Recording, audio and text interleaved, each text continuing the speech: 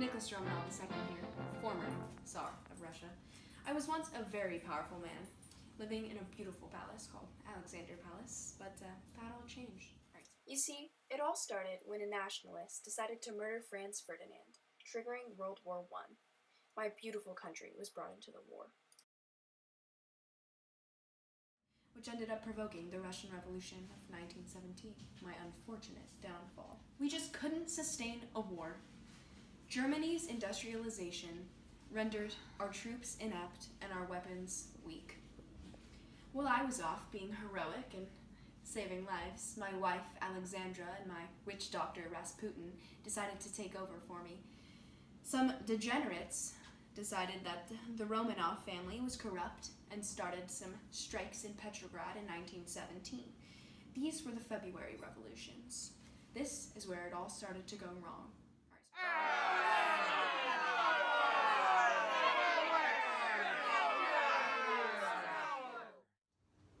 Like any man would do, I went to my diary for solace. On March 12th, a Monday, I wrote, "Disorder started several days ago in Petrograd. Unfortunately, even the troops have begun to take part in them. It is a sickening feeling to be so far away and to receive fragmentary, bad news. I did not spend much time listening to reports. Multiple times I had to remove the Dumas, the Russian parliamentary groups, because they continued to defy me. And then, get this, my own Russian army went against me and changed sides. And if that wasn't embarrassing enough, my own brother, Mikhail, decided to refuse the throne after me. I even said in my abdication speech, in agreement with the Imperial Duma, we have thought it well to renounce the throne of the Russian Empire and to lay down the supreme power.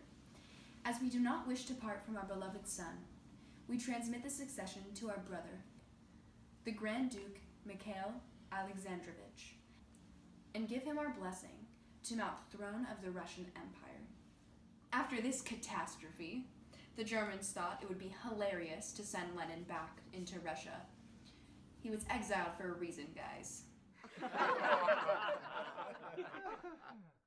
At that point, Lenin had riled up the Bolsheviks, who took over Petrograd in October 1917. These were the October Revolutions.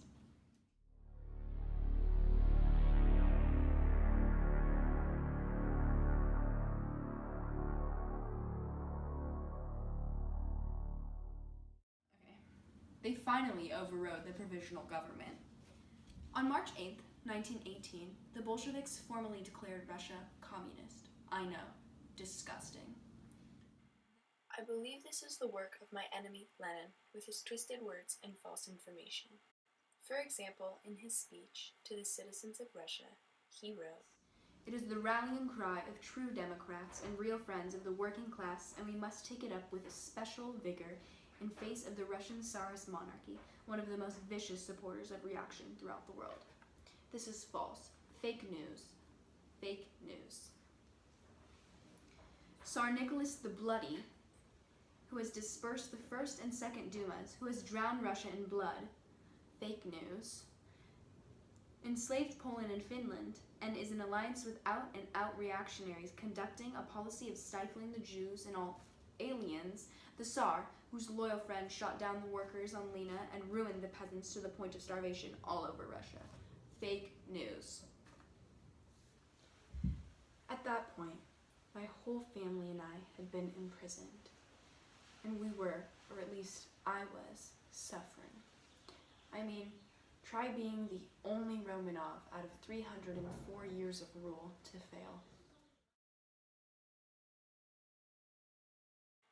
I went from this to this, working in a field like a peasant. I went from 100 to 0 real quick. Then, when I didn't think it could get any worse, my whole family and I were executed on July 17th, 1918.